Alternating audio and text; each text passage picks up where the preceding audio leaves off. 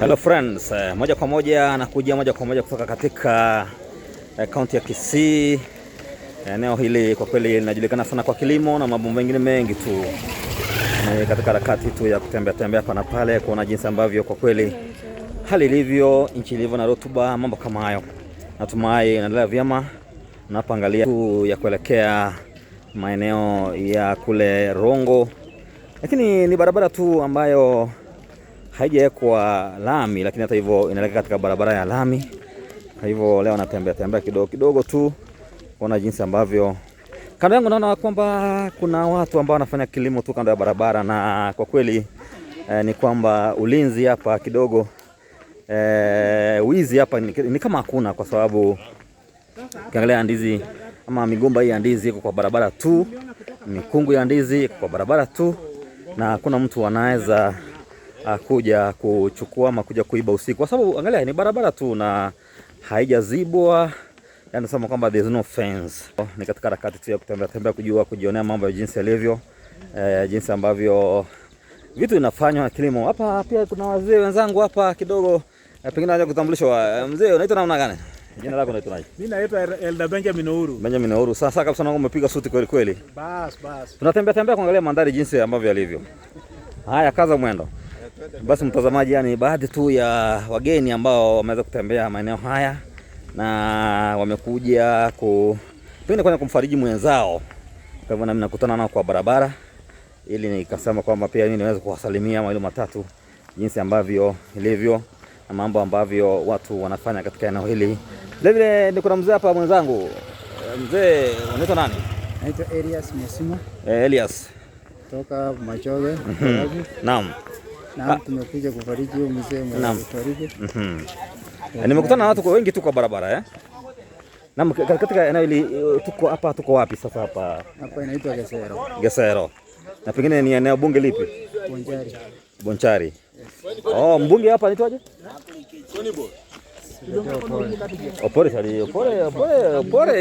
yuko kweli? Ni mbunge ama vipi? Sijajua vizuri. Naam, pale chini kuna watu ambao wanafanya biashara, mtazamaji. Kwa hivyo ni jambo ambalo kwa kweli ni watu wanafanya tu barabara. Ni jioni, kwa hivyo kila mtu ananunua mboga, mambo kama hayo. Barabara hii jinsi nilivyokuambia ni barabara ya vijijini tu, ni barabara ya vijijini ambavyo kwa kweli hapa hivi ndivyo ambavyo barabara za vijijini wazo zinakaa. Ukiangalia ziko wanasema kwa Kiingereza wanasema kama rough road, ndizo hizo. Na mimi nimeweza kutalii kidogo kuona jinsi ilivyo. Pia miti hii ndio maarufu sana katika eneo hili la Kisii na viunga vyake. Miti kama hii ni maarufu sana.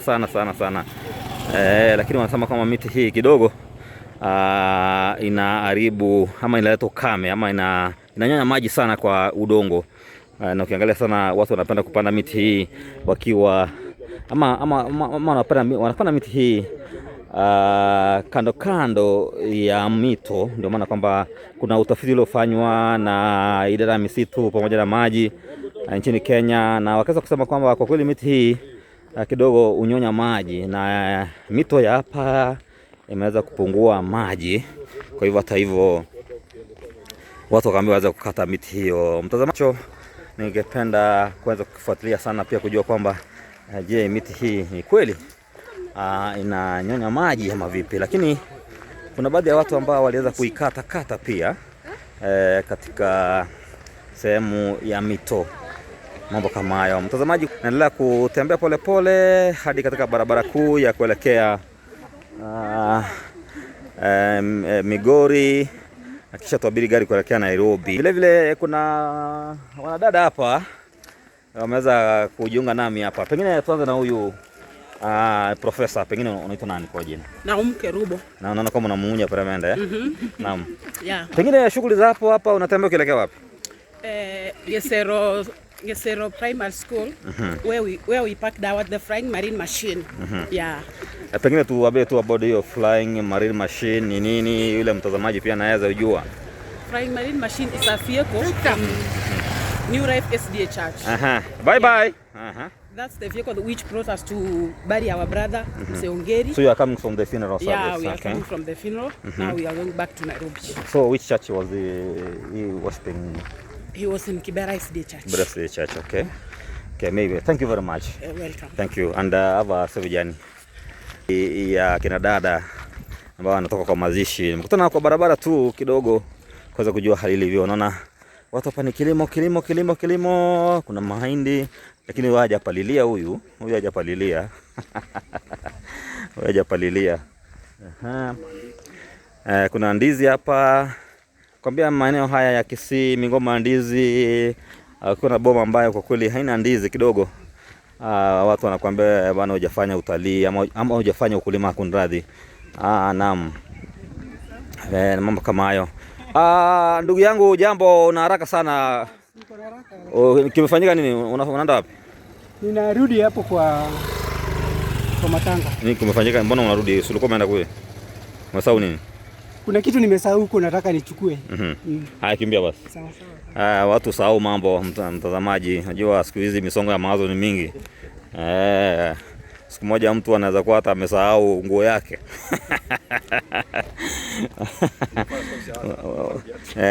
Watu sahau bwana, watu sahau. Na mtazamaji, kuna mwingine alikuwa anajaribu kulima pale lakini kama hajamaliza. Ni hatua ambayo kwa kweli watu piga hapa. Hapa ni kilimo tu. Kuna miwa, kuna maharagwe, kuna mahindi, kuna mihogo, kuna nduma. Vitu vingi tu ambavyo kwa kweli viko katika maeneo haya. Ndama huyu bwana, ndama huyu anasafi kabisa, ndama huyu anasafi kabisa. Mtazamaji, kwa hivyo naendelea kutembea katika maeneo haya. Ni eneo linaloitwa Gesero.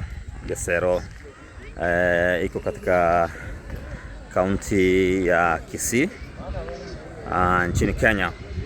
Pia Kisii kaunti ama jimbo hili la Kisii pia nalo limepakana tu na kaunti mbalimbali kama vile kaunti ya Migori, vile upande wa kule chini kapakana na kaunti ya Homa Bay, upande wa juu kuna kaunti ya Nyamira. Na mito mingi katika eneo ile mtazamaji inaelekea katika ziwa Victoria. Mito mingi tu sana inaelekea katika ziwa Victoria. Ndio maana sasa baadhi ya watu wanasema kwamba mito hii kwa ile imeweza kupungua kwa sababu ya hiyo na kunywa maji sawa. Usafiri hapa ni kutumia bodaboda maarufu bodaboda hizo pikipiki tu. Ndio sana watu wanatumia katika usafiri wao, kwa sababu huku ndani kidogo yana magari ambayo ya usafiri hayafiki. Barabara kuu kuna gari linanifuata hapa.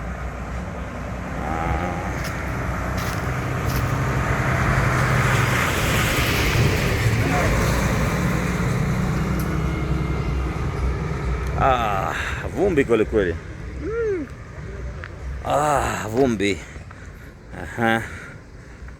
Mtazamaji, kama ilivyo kawaida, hii ni Muturi Travels. Muturi Travels, niko katika maeneo ya Kisii, Gesero,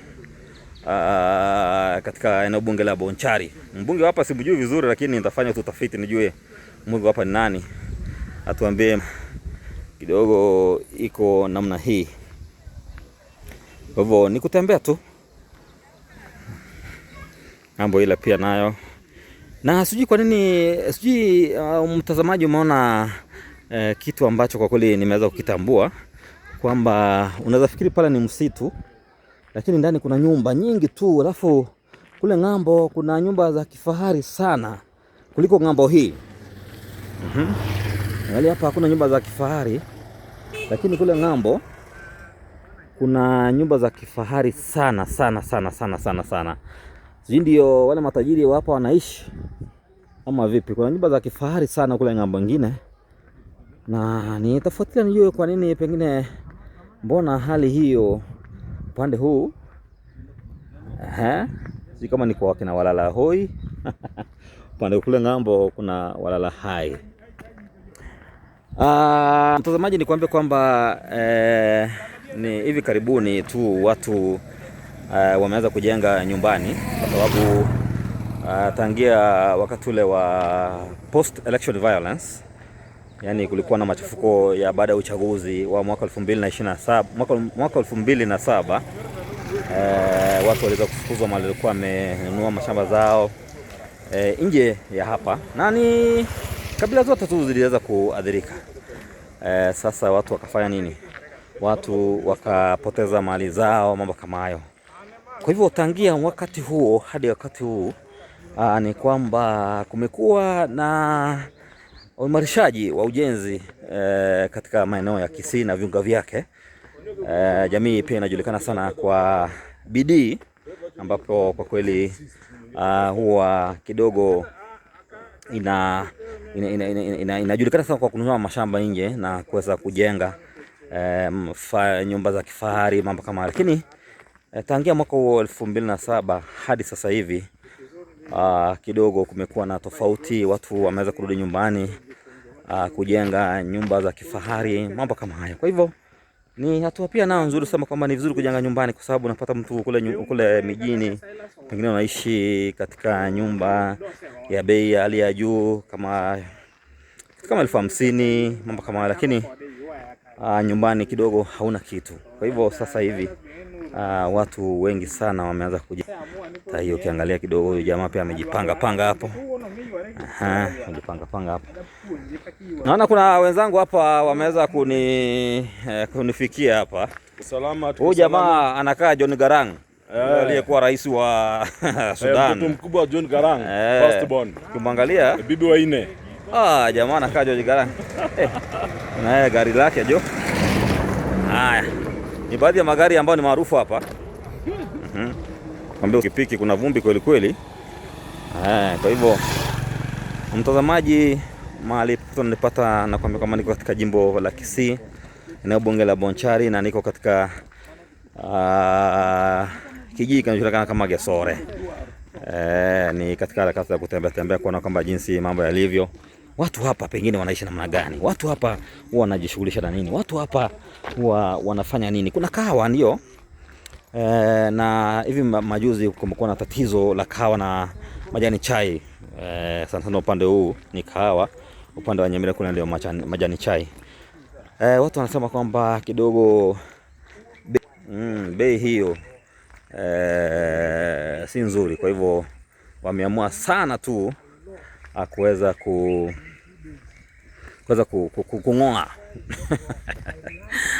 kuweza kung'oa kahawa hizo, majani chai.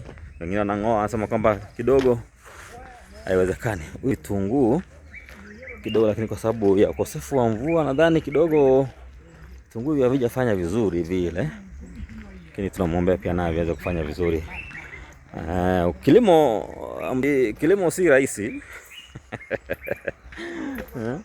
Kilimo si rahisi mtazamaji, nakwambia kilimo ni kazi ngumu sana. Ukiona mtu kidogo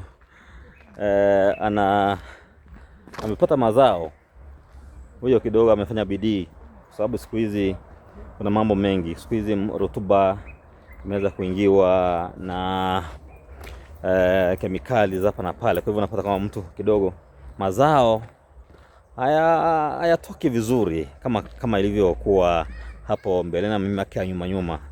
Ni jambo ambalo kwa kweli wakulima wamekuwa wakilalama sana kusema kwamba kidogo hatupati mazao ambayo yanatufaa.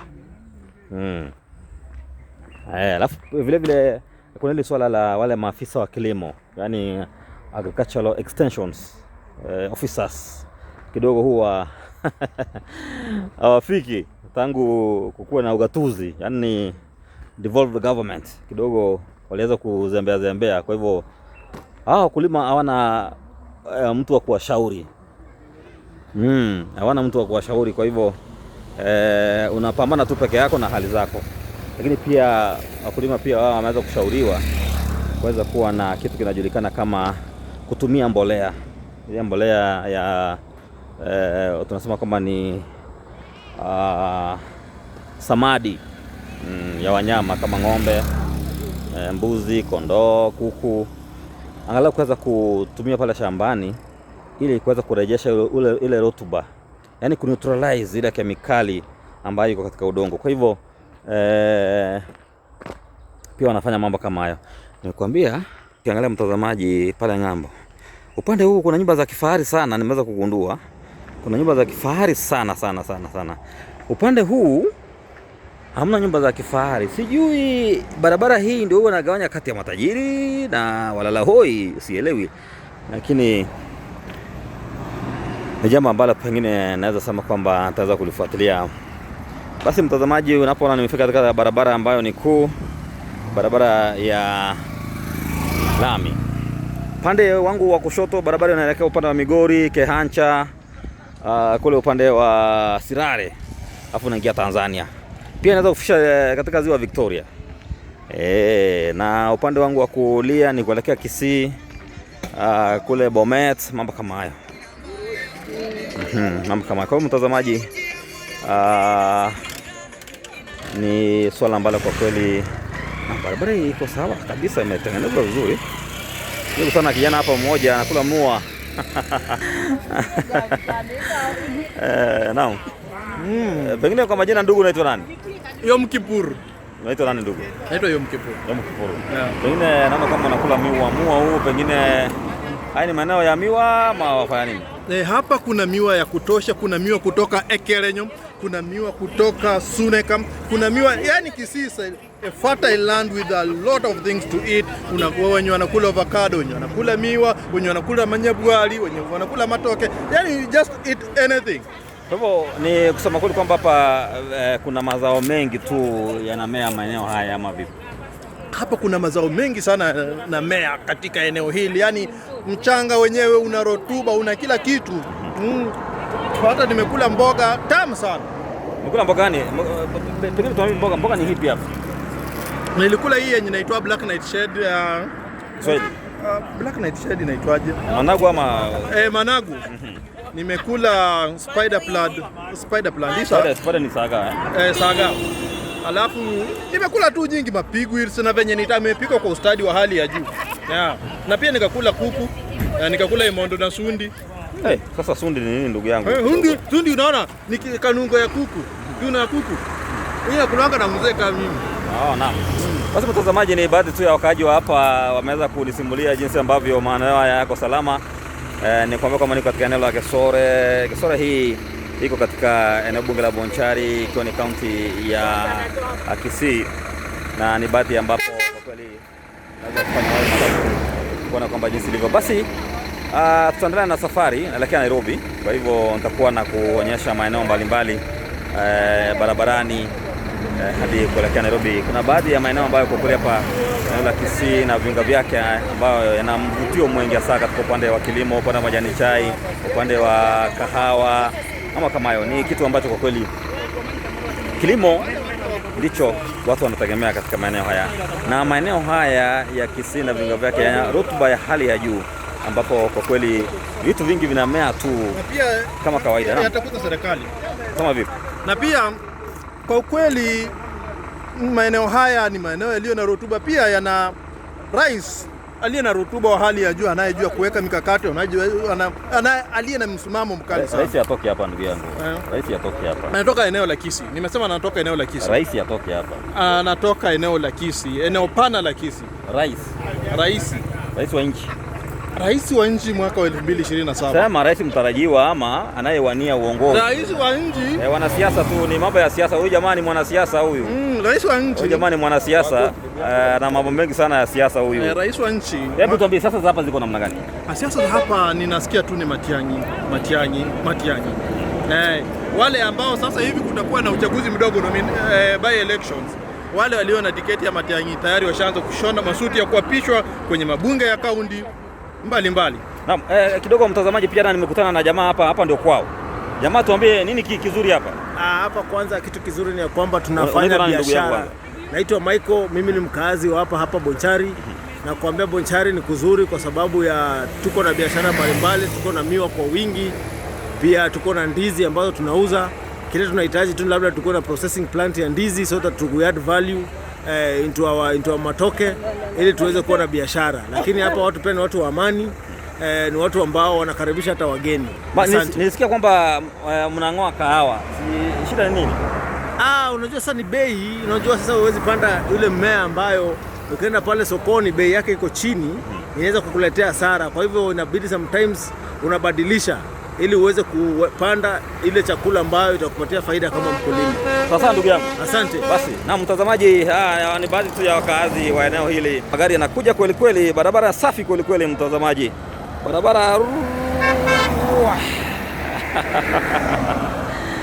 basi mtazamaji, nitaendelea tu kukujuza yanavyoendelea safari hizi, barabara hizi napoelekea Nairobi. Nikupate katika video nyingine pia, nitaendelea kuonyesha jinsi ambavyo barabara ilivyo na mambo yalivyo.